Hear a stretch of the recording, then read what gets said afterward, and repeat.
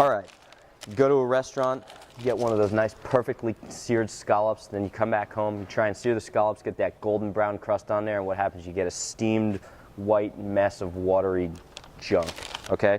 Well, we're gonna show you right now how to perfectly sear a scallop, okay?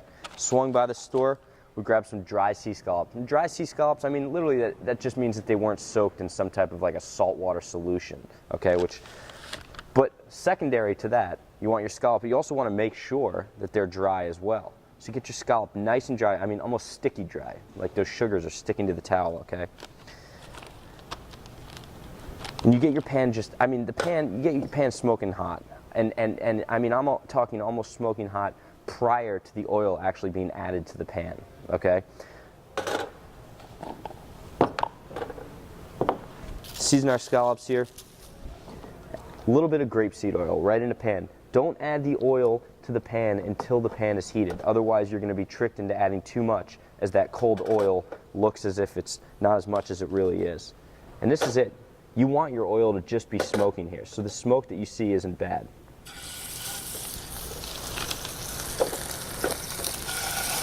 Okay.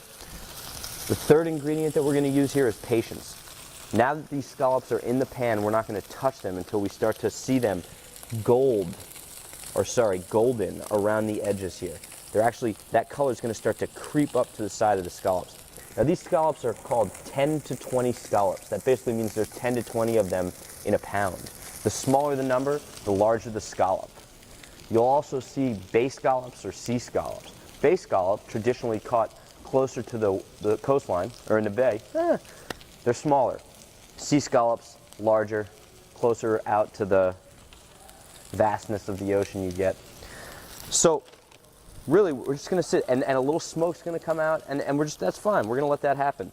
Okay, if you really want to get fancy, you can take another ingredient from our pantry. We're going to add some fresh thyme here. Okay, we're just going to add that to the oil. Going to let that basically, I don't know if you can smell that through your computer, but we're going to let that perfume the scallops. We're also going to let it perfume a little bit of myself. I'm using some as deodorant today. As you start to see the scallop brown along the edges there and get that beautiful caramelization, that's when you'll flip them. Right there.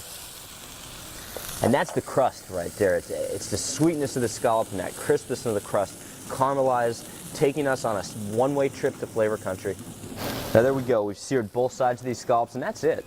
You really, I mean, you can essentially, as long as they're a fresh scallop, you can eat them raw. So you want them to still be a little bit raw or rare on the inside. You know, just nice and soft to the touch. And you know, that's it. We're just going to lay these down. Okay? Nothing special here, nothing fancy. This is kind of one of those packages in a whole. You don't need to add all different sauces and add different flavors. You know, I like to just put just a little garnish, maybe some frisee, some greens just for bitterness to kind of cut through some of that sweetness of the scallop. And if you want, you can just touch it with a little drop of acid on there. Whether it's lemon, lime, I've got some nice balsamic vinegar here. And the key to that is that the acid, being one of our 4 flavors that we need for cooking as part of our pantry, the acid kind of cuts through that richness of the scallops. Why not? You know, good stuff. All right, there we have it. Perfectly seared scallops, nothing else.